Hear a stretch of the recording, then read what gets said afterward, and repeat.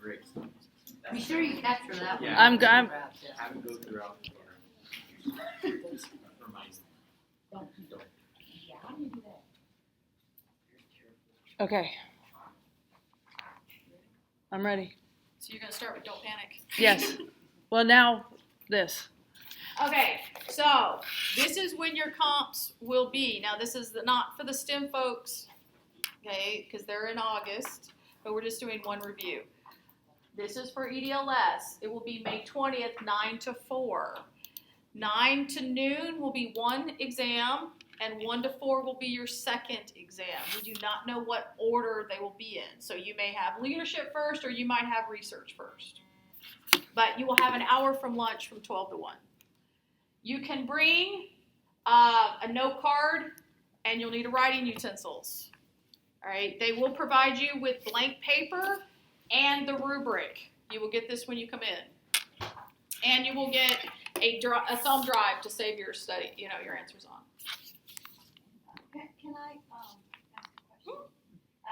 Dr. Crowless had told us there was not a limit for note cards. For research, it's 1.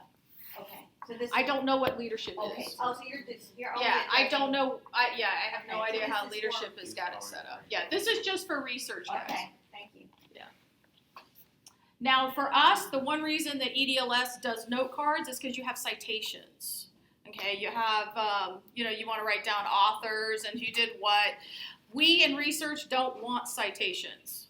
So do not waste your time writing on that note card a bunch of citations. We're looking for content, looking to know that you've learned something from the classes that were taught and that you're regurgitating what you've learned. All right, so we don't care if you know it's Creswell 2007. We're not going to give you credit for that. We want to know the content. We want to know that you know your stuff. So when we go through and look at it, we're looking for very specific things that we want to read in your responses. Any other questions? So whenever you say the specific things, are you looking for the specific vocabulary, like explanatory, exploratory? Yes, and we're going to go through that in each section. And those of you who've had me for Quant 1 know that I'm very explicit about what I want in every section of Chapter 3. So I'm going to go through it again. And then Dr. Lestraps is also going to jump in there because, you guys, she's going to grade her cohort, and I'm going to grade mine, if that makes y'all feel any better. That way I can see some of you guys who haven't had me. We're starting to get a little nervous. So don't worry. My students know exactly what I'm looking for, and Dr. Lestrap's students know exactly what she's looking for. So we won't mess you up. Okay, so Chapter 3. If you brought one, I know that my STEM folks are doing something else, but my EDLS guys, if you have a Chapter 3, please have it out with your rubric.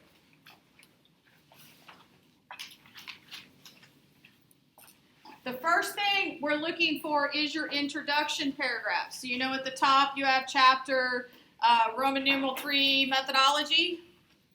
The first thing you saw was an intro paragraph, correct? All right, that's what that introduction is. So that when it says introduction, it means that beginning paragraph that introduces the reader to chapter 3. The next, now these are your headings, guys. So see these headings right here, these bold headings? These are your center headings. So when you write this up, these things should be in the middle.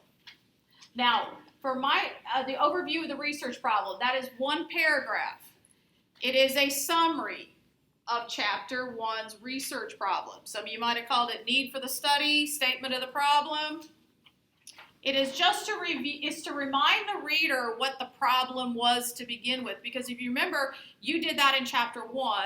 You did your lit review in Chapter 2. And by Chapter 3, guess what happens? We have forgotten what we read in Chapter 1. So that is just to remind the reader why this study is being conducted and why it's important. Any questions? You don't want citations in that paragraph? We don't need it. Not for comps. You for the version that you turn in for proposal defense, we definitely are going to have citations. But for the comps, we're not that concerned about citations. If you want to put them in, go right ahead. Like, I know that some of you have a really good chapter 3 and you're just going to memorize it. And if the memorization includes those citations, it's not wrong. We don't care one way or the other. All right, any questions? We're good? All right, next, your optimization of theoretical constructs. Now, guys, sometimes I know you put your qualitative constructs in there. Dr. Orange does not care if they're there or not. So I don't read that section. Yeah, that's why it says quant only. If you include them, it's not wrong. She's just not going to read it. Okay, so when they need quantitative, like if you're doing self-efficacy, transformational leadership, classroom climate, anything that you're collecting quantitative data on, student achievement, any of those sort of constructs, you have to define them and tell us how you're going to measure them. So define, measure, then go to the next construct, define, measure. So you usually start that section off by saying this study consists of X 3 constructs, A, B, C, and then I want to see them defined in that order, and how are we going to measure them? Sometimes we're going to measure all 3 with the same instrument. So then I would put the measurement at the end. All 3 constructs will be measured using the self-efficacy revised mathematics scale, or each one can be measured with a totally different instrument each time. So I would define, measure, define, measure. Any questions? So with the definitions, it's just whatever we come up with. We don't have to cite a specific. But the definitions are going to be out of chapter 1. Okay, these definitions should be no different than what you cited in definitions of key terms. So go back to chapter 1 and make sure you have exactly what you wrote there, you put here. Okay, now for my chapter 3s, I can only speak of my own, we actually combine the purpose of the study with the research questions. So we probably call it, what, research purpose and questions? So if you guys want to leave it that way, go right ahead. Even though you see it as 2 separate sections here, that's just because we assign separate points. But if you want to leave, you want to combine those, and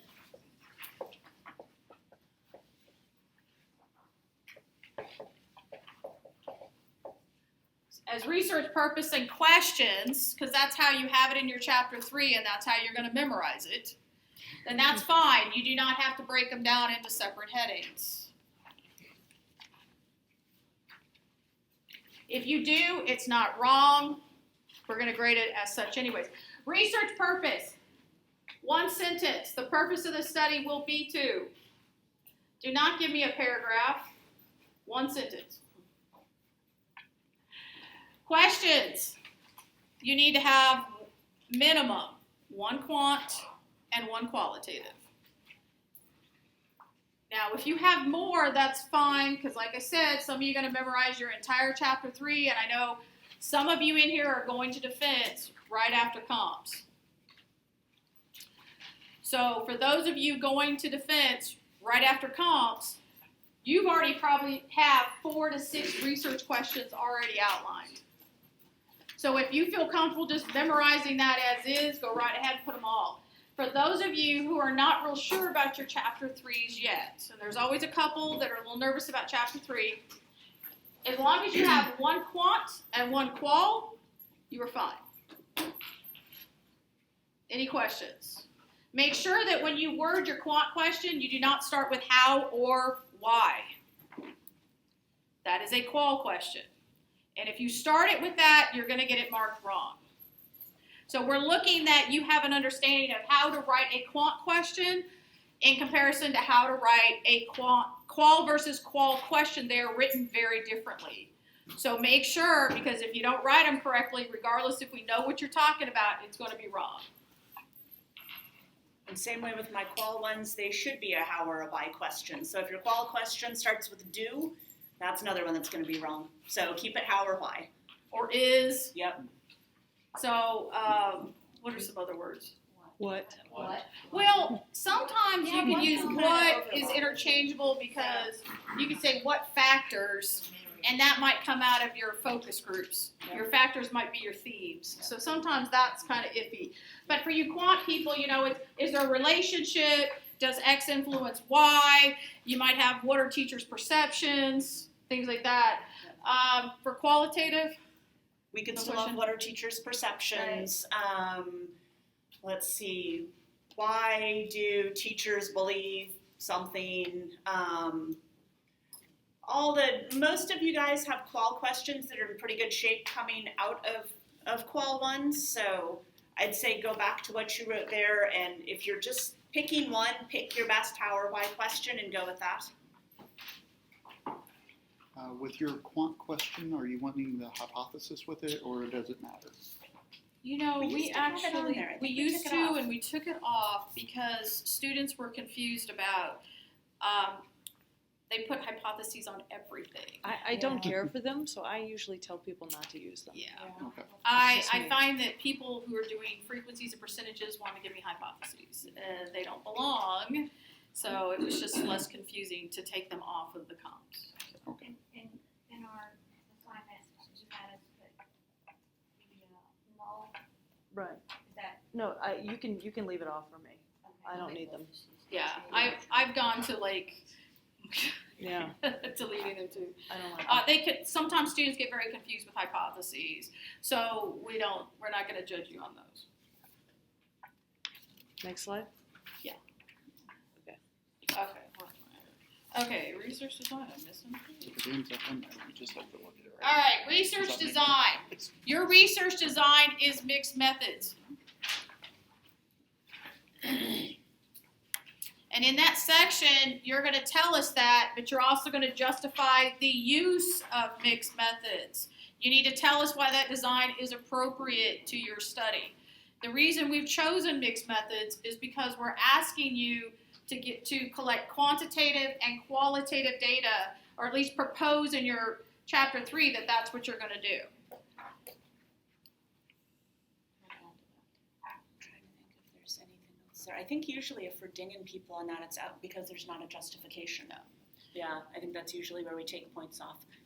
So have a good reason for why the quant part of your study is needed and why the qual part of your study is needed.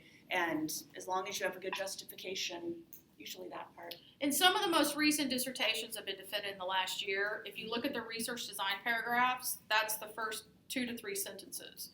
So just pull that off of there, and if you have questions, you can send it to one of us and say, hey, is this sufficient? But the idea is that you understand why we use mixed methods and why is it appropriate. I gave my class in the mixed methods chapter, I gave you guys the explanatory sequential or the exploratory sequential. It's like a fill in the blanks. Mhm. So you can use that. Yeah. And it's fine. All of my students have that stuff already in chapter 3. So you guys should already have the justification. So you guys are in good shape. Population sample. Oh, population sample. Okay, for the population and sample, this one's a little harder because some of you guys have a lot of data. You have tables, right? So in chapter 3, I'm famous for asking for a lot of population demographics. You will not give those to me on the comps. Here, I need you to give me what's in your text on your chapter 3. So when you talk about the population might be that school district, right? You describe the district and tell me how many students, teachers, staff. Give me a visual picture of that district. And then give me as much data as you can, but you're not going to be able to regurgitate those tables. That's a lot of data and a lot of memorization. That won't happen. So do not memorize tables. But try to memorize as many of the facts about the population that you can to give us an idea that you understand what your population is, and we understand why you're using that as your population. For the sample, so the last sentence, I want to see a sentence addressing your sample. So I don't think anybody in here is doing quasi-experimental at any point. So you're not using a match sample. Is everybody in here using purposeful sampling? Okay, so this last sentence should say a purposeful sample of blank. So once you've described your population, and remember your sample is just a subset of the population, right? So I have this population. Now, The population might be all the elementary schools, the population might be the district. The population can vary as long as your sample is a subset of that group. All right, does that make sense? All right, so the last sentence should be the sample piece. If you don't include that sentence, you're not getting full credit. I don't care how long your population section is. So that sentence should come The last. before we do the sample section, just the population sample. Yes. And for those of us taking it the other way, there will be enough information in what we're given to pull. You will have, because you're doing it in August, right? Yeah. We give you guys some. Well, for the STEM one, they're doing a totally different situation. Yours is a take home. So you will Okay. be writing it at home based off of your STEM response. So you will have to come up with that data. You will have to go seek it. So when you write that STEM response, make sure that the solutions to the problem, you're going to pull one of those solutions out and you're going to create a study around it. Make sure you can get that data. So it's like working backwards. So we're typing this to home? And then you're coming in and regurgitating it at the computer. Okay, so sample selection. Well, I think we've got more on Go. population. Sorry, Go my ahead, bad. ma'am. When you say describe the population, are you Wait. talking about demographics? Correct. Exactly. Do you want a specific, 82.2%? I mean, is that what you're saying, or? You know, in the NCES tables where it says, Yeah. well, you're going to describe your district. You say the district consists of 12,000 students, 10 high schools, 15 middle schools, and however many elementary schools. The teacher-student ratio is blah, blah, blah, blah, and that's about it. I mean, you don't have to be super, super specific. But give us a picture of what the district is. It a 50,000 student district? Is it an urban Is it district? a 12,000 student district? Is it rural, urban?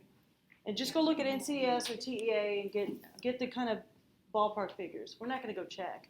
Yeah. But we give won't us an know. idea. Yeah. So after we describe all that, we need to end up that paragraph by saying a purposeful sample of the school administrators. Be very specific.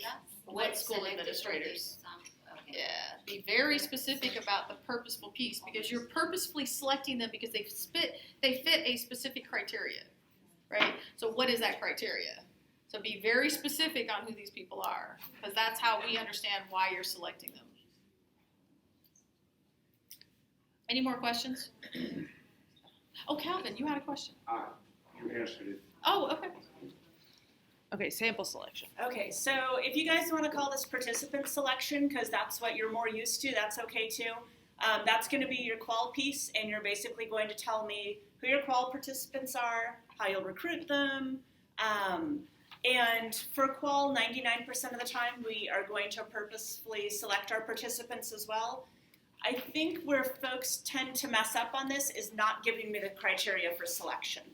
So make sure you're telling us that if it's a purposeful selection, what those criteria are going to be. So if it's, fifth grade teachers who are teaching math, then you would tell me those are your selection criteria. If years of experience is important, include that.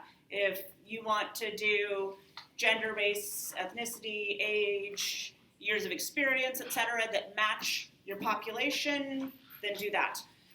But just let me know who your qual people are and why you're selecting them. We almost, as long as you stick with purposeful, you have to make sure you provide that purpose.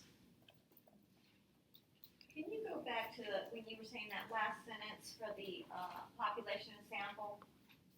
You said a purposeful sample, something, but why is that sentence at the end of that and not with part of the sample selection? Your population and sample is going to be your quant. It's your quantitative piece. The sample Yeah. selection, imagine that it says participant selection. So the first population and sample is your quant piece, sample selection, or participant selection is your qual piece. Maybe we should put that under the... Yeah, we can always tweak that We to use- participant. Yeah. We changed it. We've changed this thing so many times. All right, any other question? Okay. Before we go too far, I had a question about, I'm sorry, when you said the intro and then the overview of the research, that's two separate sections. Yes. So, because when I look at my chapter 3, I have an intro, but I do not have an overview, so I need to create that. Correct. Okay, Yeah. We don't put a heading for the intro either. No. No, because when you do chapter 3 methodology, that is your heading. Okay, so instrumentation. All right, for the instrumentation, those are things that you're going to use, like surveys and assessments, to collect your quantitative data. So if you're using STAR scores, if you're using self-efficacy survey, whatever you're using to collect the quantitative data goes in that section. All right, so the first piece, the validity piece, you're going to have 2 paragraphs. The first paragraph is going to tell me the name of the survey, who developed it, what year did they develop it, and how did they develop it. So that's a citation. Yeah. And if they guess the year, most of the we time don't they're in care. a room. Yeah, it might be 2008 or it's usually pretty. But we don't look for a reference section. Right. So, so that first paragraph needs to tell me all that information. When I say how, was there an expert panel? How did they create the survey? There's a whole story behind how that survey came to be. All right, I need to know all of it because that's the validity. How valid is the instrument is based on how it's constructed. So I need to know how did they get the items that are on the survey. The second paragraph is describing the survey or assessment. How many items? Is it broken into subscales? Is it 5-point Likert? Is it, I need the Cronbach alphas. I need to know that the composite is this and this, the composite means this. Give me the interpretation. How's it The greater scored? how's it scored? So the greater the composite, the more self-efficacy a student has, or a teacher, or whoever. So all of that information goes in that last paragraph.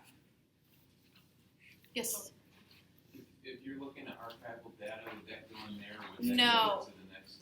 Actually, is it just a database? Yes. Yeah. Well, it's data I pulled from my district. Right, But you are gonna you're gonna operationalize achievement by GPA or not? Not GPA. Not GPA. You were just gonna do pass fail. Yes. Yeah. So I remember yeah, those. then you wouldn't have an instrumentation section. So, good on that? You might want to just BS it, just so we remember. yeah. Okay, Do just that. put something in there so that Dr. Lestraps knows But that this is what you're doing, so Yeah. there won't be that section. Have a self-efficacy section Yeah. or something like that. Okay. Yeah. Just Yeah. Self-efficacy is involved in all dissertations. Yes, it Yes, is actually. Moving right along. Now, okay, if we haven't put it in instrumentation though, are we going to expect to see that throughout the rest of, What an instrumentation. if we have them fake something on self-efficacy? No, he just No, I needs know- to, I know he his just study. needs to Alright, put a I know comment his in there study. that he's using archival data and therefore Okay. instrumentation is And I not put all necessary. that into the next section, the data collection procedures. Yeah, exactly. But just for grading purposes of the comps. Yeah, you might want to Just put a statement in there that states Yeah. why you don't have an instrumentation section. When you do your chapter 3, that doesn't need to be there. Just leave it out. If we use more than one instrument, we need to. Yes. Yeah. Yes. So like if you're using more than one instrument, you need to put them heading. So instrumentation's in the center, right? All right. So this would be self-efficacy, blah blah blah. This one would be state whatever for STAR. So these would be bold left headings, and so your validity and your descriptions would be underneath. So separate them out so that we know there's 2 assessments or two pieces of instrumentation, 1 survey, 1 assessment. This is how you would do it in your chapter 3 anyways. We would have you separate it out. And go back and check that with your constructs. Correct. Because if you're saying in your construct section that you're measuring 3 different constructs and using 2 instruments, then we're going to make sure that when you're talking in the instrumentation section that you have 2 constructs or 2 instruments. So those 2 sections need to align. So if you have 1 instrument that you're measuring all your constructs with, we'll see that in both your instrumentation section and when you're talking about your operationalization of your constructs as well. Sorry, I'm popping in. Get a question? You do. Go ahead. What did you call the That's describing the instrument. Right, that's all your description pieces. How many items, how is it scored, if there's subscales, how is it measured on what kind of a Likert, composite scores, interpretation of composites, and Cronbeck alphas. But you said the validity goes in the first one? Correct. So if it's broken into subscales, you want us to name all those subscales? as Correct. well? Now your chapter 3, if it's already been broken in, because I think, how many subscales is yours broken into? 3. Okay, yeah, your chapter 3 already has that broken in down though. Yeah. Oh, data collection. You're gonna have 2 pieces, quant and qual. Okay, if you guys want to do it like this, where data collection is a center heading, and then over here you do quantitative, and over here you do qualitative, that's fine. Okay, that way you don't have to have those particular headings, you can just put the subheadings off to the side. The quantitative is, make sure you always start with that you're going to obtain CPHS permission, and if you're doing research in a school district, you're going to have to say you're getting IRB for the participating district. Some of you are doing higher ed work. You may or may not need IRB. Some of you might be doing corporations or industry. You may or may not need IRB for those guys. And so you make mean sure. their IRB? We still need CPHS. Exactly. Everyone Their needs IRB. So sometimes you have to get 2 IRBs. Ours and theirs. Ours, UACL's, and whoever you're collecting data with. So you need to check with the other party that you're collecting data with and make sure they don't have an IRB process. Now, we are still going to require in CPHS that we get a cite letter from whomever you're collecting data from. We need to know that you've been given permission to collect that data. So, and that usually you work with your methodologist on that paperwork. So the quantitative, first thing I need to know that you're going to obtain CPHS approval from UACL. And if there is a participating school district, go through their IRB process. Then what you're going to do is you're going to tell me how you're going to get the quant data. How are you going to go out and get the surveys or the assessments or whatever you're getting to the quant piece? I need to know detail. That means if you're not around, I can read this and I can collect that data for you and I know exactly what you're thinking. So don't be general. I need this to be like a recipe. Be specific. How are you going to get that data? Step by step. Keep in mind, one of the first things you're going to do is probably going to have to solicit that data. So what are you going to need? Most of you doing surveys, for me, are doing survey cover letters. So you're going to send out or email a survey cover letter or a link to SurveyMonkey or whatever, and you're going to, what does that survey cover letter have to say? So you need to be very, very specific in this section how you're going to go about getting that data. Do we want to put data storage at the end? I think they get it in Privacy and ethics. ethical considerations. For some of you, you put data storage and length of time in your data collection procedures. Wherever you put it, for my students, I'm not sure about others, for mine, just leave it wherever you put it in your data collection section. I know we also put, some of this exact wording is also in the privacy ethical section. So you're going to see it in both places. So it's going to feel like you're repeating yourself. As long as it's in one place. Yeah. As long as it's there. Somewhere. Questions about this part? Okay. All right, for your qual data collection, it's pretty much the same thing. Step by step from after you get your approvals from CPHS or any IRBs, what are you going to do to get your data? So tell me how you're going to recruit your participants. Most of you are doing interviews or focus groups or some combination of those for your qual data. And so tell me what those are going to look like. If you're doing interviews or focus groups, how long are they going to last? Where are you going to hold them? Are you going to audio record, video record? How are you going to capture that data? Will you have it transcribed or transcribe it yourself? What else do I need in there? Tell me an overview of the general topics you'll cover in your interviews or focus groups. And you don't have to write your specific questions, just let me know kind of big picture what kind of information you'll get from your participants.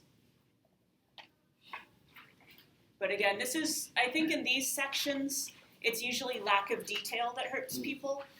So don't worry, if there's a section where you're going to give us too much information, data collection and data analysis are the places to do it. Correct. Also keep in mind, if you're going to talk about informed consent, what does the informed consent inform the people of? So you've got to be very clear on that. If you're collecting surveys electronically, you can do survey cover letters, but if you're doing focus groups, interviews, you're going to need an informed consent. Keep in mind, if you're doing kids, you're going to need parental consent and student assent. All right, so those things have to be very detailed in there. And those are other things that you might have in your privacy and ethics section too.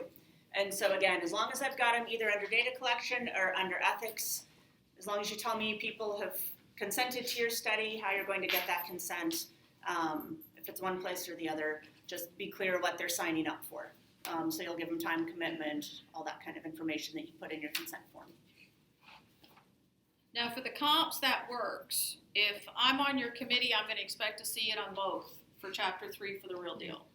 So you are for comps. What Dr. Orange is saying is you can have it in either place. I expect to see it in data collection and in ethics. All the details about the cover letters, the informed consents, data storage, data amount, the length of time for storage, all of those ethical privacy issues, I expect to see them in data collection and in ethical.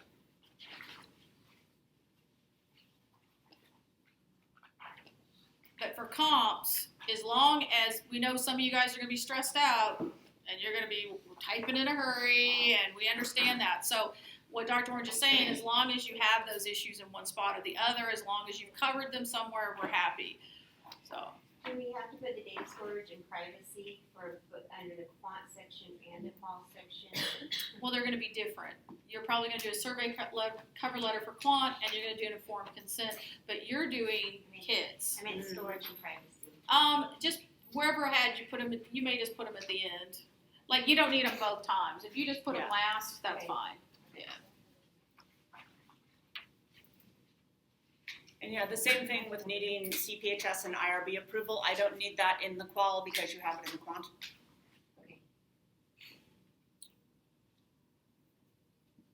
So for some of you left it in quant for those things. That's fine too. It just needs to be in there. Any questions on data collection procedures? And if you have questions on there, go back and look at some of the dissertations that we've worked on over the past year and look at how they were written up. And that will give you some idea of how detailed yours is going to have to be at some point. You mentioned we will have a note card, but we will also get to bring in the rubric. Oh, no. It will be provided for you you will only bring in a note card and a writing utensil. That's it. So and the rubric will be provided. Correct. And some scrap paper.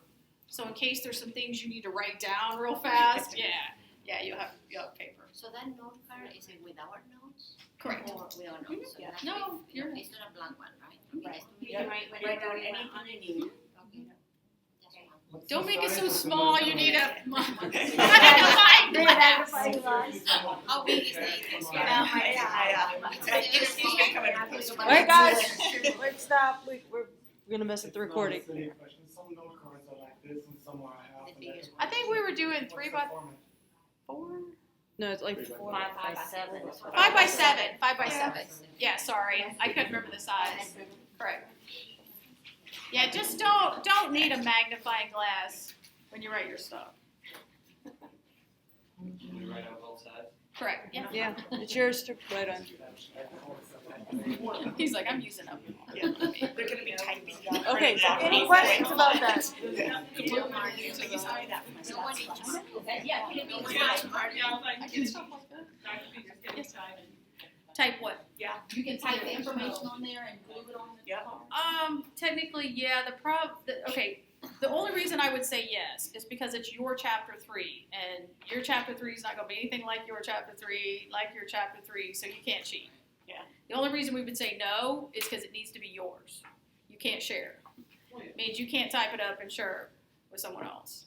So technically, we have you write them so that it's yours.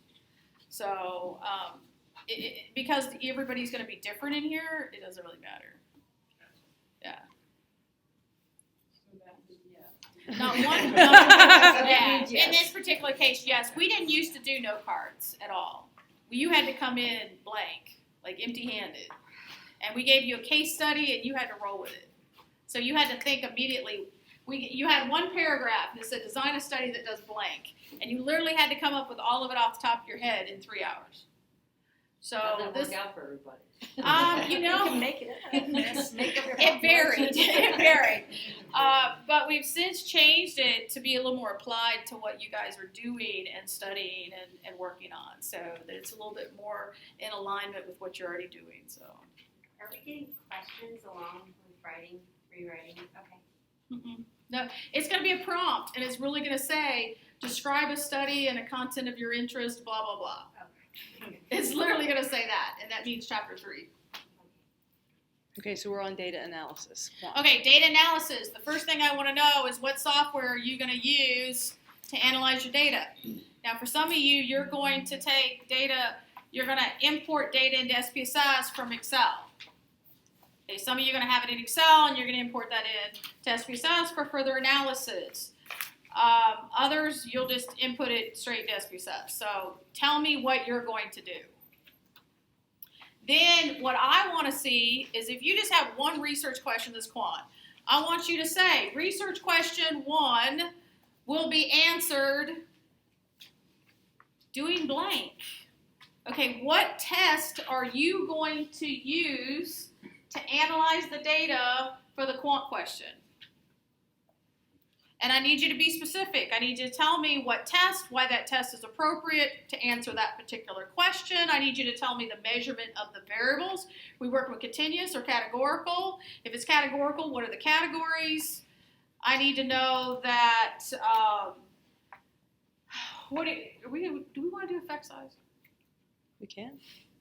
Because I know my students have effect size. They Now, know if you're it. doing They're supposed to frequencies know it. and percentages only, you're not going to have effect sizes. So that's why I was asking. So if you use an inferential test that has an effect size, give it. Okay, Let's say so if you're using t-testing, ANOVAs, regression, inferential statistics, okay, then you're going to be able to list effect sizes. So when we talked about Cohen's D or coefficient determination R squared, okay, we need you to say that your effect size will be measured using blank. If you're doing descriptives, frequencies and percentages, you're not going to have effect sizes. Does that make sense? Because I think yours is just, or are you doing, okay, I think yours is just frequency. Okay, but if it's just frequencies, I know we haven't decided. If it's just frequencies and percentages, do not include effect size. Say that a significance value of 0.05 will be used for this study. That's the last thing you'll write. Any questions? Now, if you're memorizing your entire chapter 3 and it's not just one quant, one qual, then you're going to have more than one question. You're going to have research question 2 will be, you're going to have them all listed out by a research question. I don't want to hear that you're going to run t-test to do blank. I need to know this question is going to be answered using this test, and this is why. We need to know that you understand why you're running a paired t-test, or why you're running an independent t-test, or why you're just doing frequencies and percentages, or that you may be doing a non-parametric.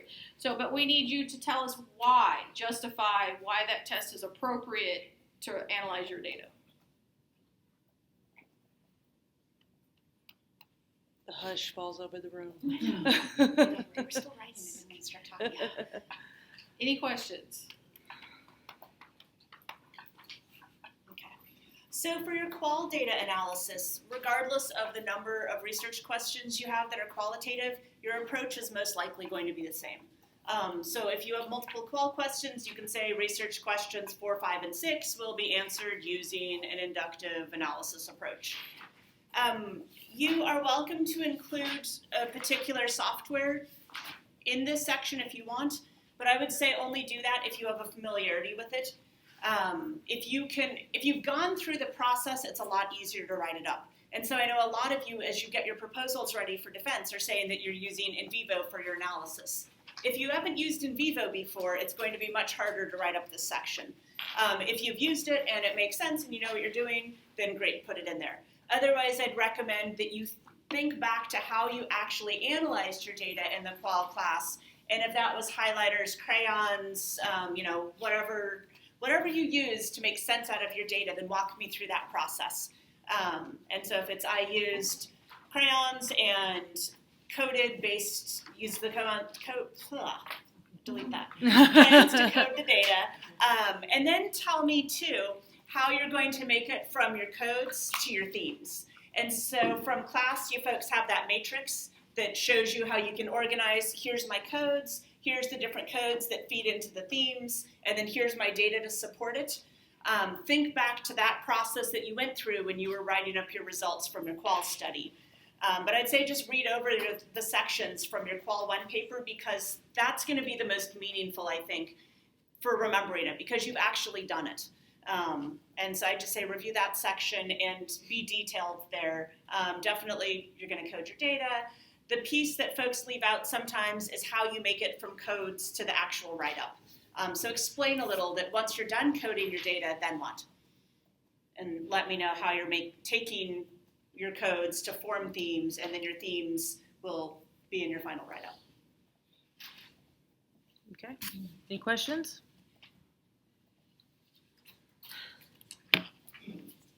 Okay. All right, for validity, give me 2 or 3 ways you'll establish validity for your study, and this is your straight qualitative. All of you are doing mixed method studies, so triangulation of data sources and methods works for everybody. Just tell me what your data sources are. So if you're using surveys and interviews, that's how you'll triangulate. If you're going to have multiple participants all participating in interviews or focus groups, you can triangulate across participants as well. Just explain a little. If you just say, I'm going to use triangulation and member checking, and that's the extent of your validity section, you're not going to get points for it. So make sure you choose ones here that you actually know and understand, so you can explain how you will do that. So if you're going to use member checking, let me know if you're going to give participants transcripts and have them read over those for accuracy, or if you'll share preliminary results with them. You can pick anything you want for this section, but usually triangulation, member checking, peer review, things like that are the most common, because I think that's what the vast majority of you used on your Qual 1 paper.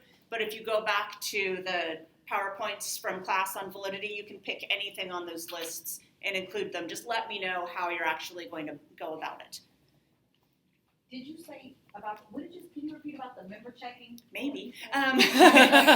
There's 2 ways you can do it. And you can either share the actual transcripts with your participants and ask them to read through and make sure that what they said was accurate, or you can share preliminary results. Okay. Yeah. How do you do that with teenagers focus groups? You can still say you're going to do it, we just might not do it for your real study. So you can, and it would be kind of cool to see what they'd have to say. If I was doing it with teenagers for a real study, I would share preliminary results with them. And that might be something that you would do in another focus group. It wouldn't necessarily have to be every single person that you collected data from. You could select ones and just kind of spot member check for ones that you think. You're basically trying to see if you're sharing those initial results, do your participants feel that you accurately represented their viewpoints? And so by sharing those results and having your participants read over them, they can either say, yeah, that seems pretty accurate, I think it's representative, or they can say, no, I think you misunderstood what we were talking about, and then you could go back and revise. Mm-hmm. Yeah. Some people will do member checking of transcripts, but it doesn't always go well. Sometimes when people know that it's their data and it's going to be put into a report, they get nervous when they see it. But when they see the results, often they can't find their own data in there, and so it makes them less nervous. Or they see something in the transcript and think, oh gosh, I shouldn't have said that, that didn't sound right, and so they start nitpicking things. All right, privacy ends up being me too. All right. So in this section, tell us you're going to get CPHS approval. Tell us if you have another entity that you're working with. Tell us you'll get IRB approval from them before you begin your study. Talk to us about survey cover letters, consent forms, if necessary, if you're working with students, that you'll get parental consent, and depending on the age of your students, student assent. Tell us about whether your data will be anonymous, if you're using pseudonyms. You cannot have anonymous qualitative data, and so this section might get broken out. Maybe you can keep your quantitative side anonymous, but your qualitative side, you'll assign pseudonyms, and you'll just keep that information confidential. But you can't have anonymous qual data unless, I mean, you could, I suppose, if you're using technology of some sort and in doing that and you had no idea who your participants were in any way, shape, or form, and you couldn't trace back to them. But I think you guys are all going to end up keeping your participants' identities confidential. Also, if you need to assign pseudonyms to school districts or college campuses or anything like that, talk to us about that too. Tell us how long you're going to store your data and where you will store it. So if it's going to be on your laptop, tell us it'll be password protected. You'll store your data for 5 years and then it will be destroyed. Did I miss anything from that? Okay. Any questions? So a lot of this, guys, you will have written up in data collection. All right, research design limitations. We have two types of limitations. We have external validity and we have internal validity. Okay, external validity is when you try to generalize to a larger population. Some of you guys might just be doing one school, right? So who are you going to generalize to? The district. Maybe, or it may be just that school, or it may just be the elementary levels, 3 to 5 in that district. So understand that you're not going to have this random sample or random assignment and this nationwide your generalizability is going to be limited based on who you collected data from.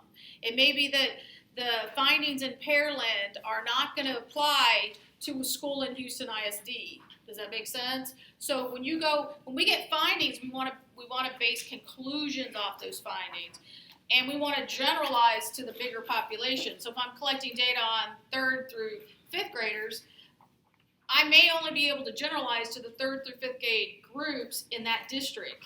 I may not be able to apply that to another district based on whatever facts are contained within that district. So guys, all of you are going to have generalizability issues. And you need to tell us that, and you need to tell us why that is going to be a limitation to your study. And when we think of limitations, we think of limitations that are going to affect the findings, which ultimately affect the conclusions that we make. Right? The other is internal validity, and those are all the compounding factors that are out of your control. Okay? What are some of the things? Time and money were mine. Low response rate. Low response rate. There are things you can't control when you're collecting data, okay? And all the things that you think are going to cause limitations to you and your data that you cannot control for.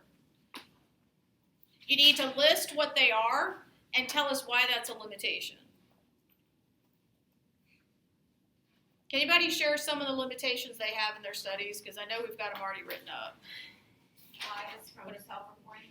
Exactly. There you go. Honesty. If you're doing surveys, you're always going to have problems with honesty of participants. You hope they're honest. Same thing with focus groups or interviews. You hope they're honest. All you can do is report what they told you.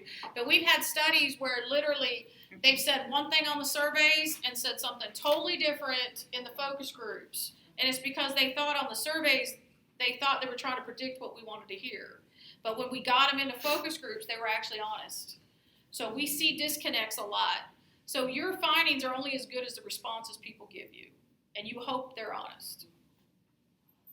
Make up a focus group, embarrassment in front of peers, gaining. Yeah, you're working with kids. Yeah. Wanting to admit it. What if you're working with teachers? What are some of your limitations? The use of experience, number one. Use of experience. Oh, years of experience, right. You might have all new teachers, you know. Same thing with administrators. If you're looking at collecting data from administrators, you're gonna have limitations. If most of your administrators are new and you're looking at constructs, trying to measure constructs that you need more experienced administrators for, that's gonna be a limitation. So, Prior professional development before they become. correct, exactly. That's another one. Only one institution was studied instead of That's- multiple. There you go. The residency of the students at that. Right. What was it, if they said back here prior what? Mine was prior professional development or training prior to them becoming assistant principal. Right. in that area. So there are a lot of limitations that you guys can come up with, and they're all going to be very dependent on your study. So all of you are going to be very different. The generalizability issue is going to be an issue for all of you. All right, but you need to tell us why it's specific to your study. The rest of them are things, so what I want to see is I need to see the external validity piece, a sentence, tell me that it's a limitation, tell me why it's a limitation. Then, I think, what did we say last time? If we saw like at least 2 limitations for internal. Yeah. So what we like to see is you come up with at least 2 other confounding factors.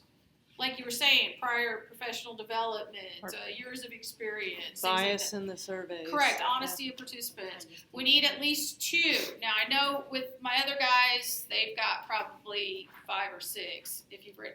But for the comps, if we just get the external validity piece for generalizability and at least 2 of the internal validity pieces, 2 confounding factors, it's fine.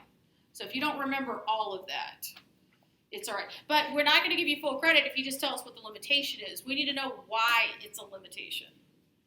What kind of problems is that going to give you when you're spitting out your findings and trying to make conclusions on those findings? And then 1 paragraph conclusion, basically 1 paragraph. Just wrap up. We have a typo. Dude, Under really? acceptable, it says introduction is clearly stated. So just change that to conclusion. Yeah. Oh, I see. Copy paste issue. I don't know. Same way we missed the other. This is 1 paragraph. Wrap up chapter 3 really quick. And then just for all of you doing chapter 3s, you have 1 sentence at the end that just leads the reader into chapter 4, which is the results chapter. But if you don't include that sentence, we don't care. We just care that you just put a conclusion paragraph on the end, tying up the study. Remember, you started with an intro, and we're going to close with a conclusion. Any questions? Yeah, one more slide. One more? No. 2 more Oh! slides. These are just things that we're gonna grade on. Now, EDLS is pretty tough on this. They will fail you for too many grammar errors. I'll just warn you. Okay. You have more than a certain amount of grammar errors. They don't care how nice it looks. You're gonna fail. All right. So it's very important that you know APA. Now, in here, our APA is minimal because we don't care if you have But citations. know your level headings. I forget what page Yes, it's on, but yes, know your level headings are important. Like I was explaining here, you got Center. 1 level, 2 level, okay. The formatting. Formatting. I don't remember what we did. Those might have been pity points. Yes. I think we might have just thrown that in there. We might have needed it to add to a certain number. Yeah, we might have needed a certain number. I don't remember. Are you gonna need a cover page? No, so this is No just cover basic, don't just It's like throw a 1 bunch inch, of. is this like 1 inch margin? Correct, that's kind of stuff. Just your default, What whatever you've word been doing, comes. if for some of Times you New guys, I Roman. know that you're on the old system where it's a 1.5 on the left, and if that's what you want to remember, then great. If you want to do 1 all the way around, that's great too. It's not a big deal for this. Do what you can remember. Is what I would say. But what about for spacing? Do you want 2? And double spaced. Double spaced. Yeah, double That's spaced. APA. And single-sided, guys. I'm not doing no double-sided stuff. We're writing this not as a proposal, we're writing this as if we've done it, right? No, It's a proposal. it's a proposal, Yeah, so it's future all in tense. future. Unless Dr. Schumacher is your chair, and then it's past tense. Yeah. So it depends on. Although that's not something we've ever dinged on for comps. Oh, no. Comps we've never dinged on tense. Yeah. Yeah, we've never really Well, looked at you that. can say it's like you Bless will, you. you will. That's Right, what I'm saying. right. This is Yeah. writing it in a proposal. proposal format? It's, Correct, it's yeah. supposed to be your proposal, Okay. but if it's in past tense, we're Yeah. gonna be forgiven, that's fine. Yeah, I'm not gonna But don't change. Yeah, keep it consistent. Don't do Yeah, future just and keep it past. consistent. If you're Yeah. gonna use future tense, stay future. Some of you guys, your chair, I know we've done 4 and 5, right? We did Quant 2, we did chapters 4 and 5. So you guys probably put things in past tense. Be very careful. Most chairs are gonna have it in future tense. So I think Dr. Schumacher might be the only one who does past tense for his proposals. He just has you leave it. Check with your chairs because that's Well, they gonna don't have chairs determine yet. if it's future or past when you go to when you hand your chair your proposals. For grammar and spelling, are we, That's saying that commas, spelling is pretty easy because it's on Word. That's what I was gonna ask. are we gonna have spell checking? Yes. Yeah, you'll have oh all yeah, that. you'll have all that. Yeah, you're gonna be Yeah. working in Word, Yeah. so it'll flag But your guys, misspellings and stuff. One of the things in APA that kills you, APA, you cannot say because of or since this. You have to say given that. There are certain types of language that APA demands. So we're going to be looking for little stuff like that you know APA, the way it sounds, the way it's written. So if you've written enough and you've been beat up on enough, and I know I beat up on my students a lot for APA, we're looking for that. What, can you give us some examples of things that you don't like? Well, that's what I was saying. You can never start a sentence. Okay, I'll give you a couple one. You can't start a sentence with because or since. Okay, you have to start it with given that. You cannot start a sentence with an acronym. So, for instance, if you start it with this is wrong, you have to spell it out if you're starting the sentence with it. Same with the number. If you want to say You cannot 53, You cannot start a sentence with a number. You must spell it out. and then you use the numerical number from 10 and above, but under the 0 to 9, 0 to 9, you have to write it out. write the word out. Okay, so these are APA rules that you should already by now have been beat up on enough. I and haven't across beat your them up on the classes. because and since. My bad. Oh, no, they probably did their other classes because they had papers. Yeah. They do a lot more papers for them. But yeah, so this would be given that. Given that, blah, blah, blah, this would happen. But make sure it's just simple little APA stuff that, sometimes, when my students do stuff like this, I put a big circle around it so they have to figure out what's wrong with it. I don't tell them what's wrong with it. I just circle it. Because I go over all this in Quant 1, and then if they don't remember it, tough. So I go back and I just circle it. And then they have to go figure out, oh, this is, and they're not about to ask me what that circle means. Because they don't want me to know that they don't remember. So they will go figure it out. And they will only make that mistake once because they had to go figure it out. So I put a lot of circles on things.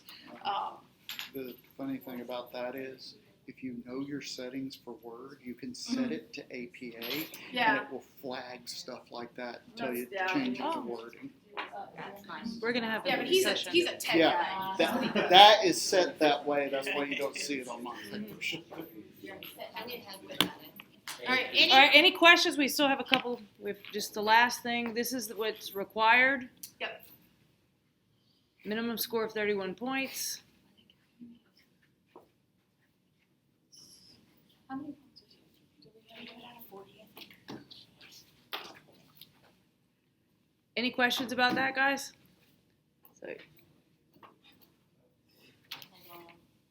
So you're Okay, there are 44 points total. You can miss 13 points and still pass. and so your research problem, purpose, questions, methodology have to align. If they don't, you didn't do it right. Yeah, that's the only reason we can fail you straight out is if you don't have alignment. So if you're comparing between two groups and you tell me it's a correlational research design, that is not correct. Correct. When will we find out what section we're gonna do first? Not till we get there? Typically, yes, unless we don't determine that.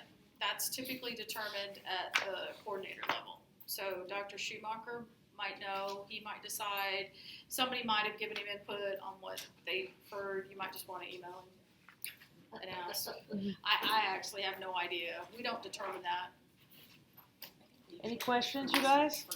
What do you want first? Yeah, do you guys have preference? You prefer research first? Research.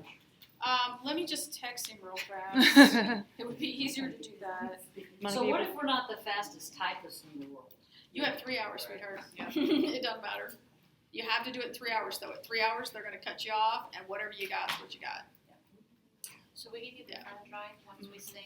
They're going to give it to you, hon. Yeah, you're going to save it on the desktop as you're going through. And save it, guys. Save a Keep in lot. mind. Okay, guys, listen up. Save in both places when you're taking the comps. We've had people actually lose it on the desktop during comps. Like it went poof. You're gonna get a flash drive? Yeah. You save it on the desktop, and then you access the desktop. No, you're going to have a flash drive.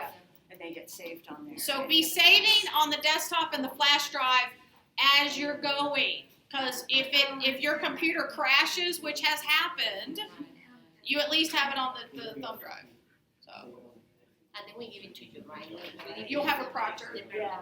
Yeah, They you'll have a collect it all. proctor. And they will stay on the desktop. But you'll have to physically go to save as on the flash drive. Yeah. Because just hitting save is gonna just save to the desktop. Any other questions? I do have a question. It's gonna be a Bay Area, right? Yes. UHCL. Okay, and is it, I guess, a computer room? Or? Yes, it'll be in a lab. Yeah, one- We're just Okay. not sure It's which. in Student Services Building. It will be on the Okay. second floor in the computer lab. Oh, They it's some will of those give you- classrooms out there? They'll give you, Okay. well, when you go on the second floor, that big computer room, they'll have Right. classrooms around. Right, They'll give right. you the number. Who Okay. proctors it? Usually Dr. Browning and Dr. Browning did both of them last. Did she? Who else? There's someone else. I think Michelle helps her. Yeah, I can't remember. Any other questions, guys? The results. Can you ask their questions email, during the comp? No, the results. not unless it's tech problems, like if the computer's acting up. You cannot ask questions about this. And because your proctor's not gonna know. And so They're not anybody that's Usually affiliated with Wait, us. guys, wait. They're totally Let's do separate. one question at a time.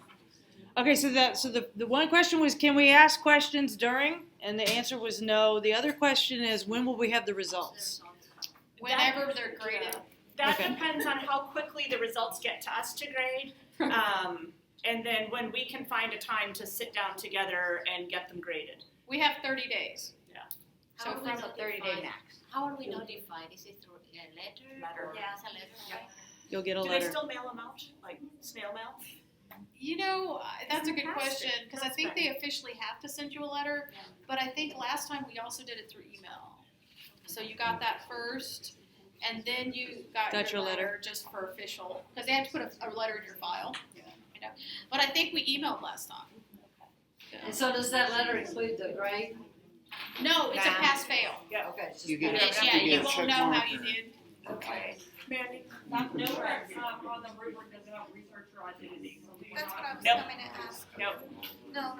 There's What a is way it? part Say that again. Wait. Wait, guys, wait, we're trying to get this. Mandy, what's your question? Kind of talk about how come we got interested in this. That's your identity memo, we don't need that, not for this. Okay, so the question is, do we need researcher identity for the qual piece? And the No. answer is no. So we go from intro to the theoretical construct. Yeah, just follow the list. Yep. Just follow the Just list. stick with your rubric. Rubric has the list. Yeah, just follow your list. Intro, Follow your overview. list. Kai, did you have a question too? It was that. That one, okay. No, there was something else. I don't know what this is called, but it was right after, because my research identity is back Any other here. questions? Okay. So there was something about, but I was talking The about study how. that was qualitative. If it's not on the rubric, don't worry about it. Oh my God. And part of The it is study the can time. change after this, right? We just wanna make sure you guys have the essentials down. Absolutely. And that's something that All right, not should I everybody just- requires, so. Stop. And of course, we can contact you all between now and then, right? We're not gonna review them. We don't have the time. So like, for students that like send us stuff, we won't be reviewing. We had a question.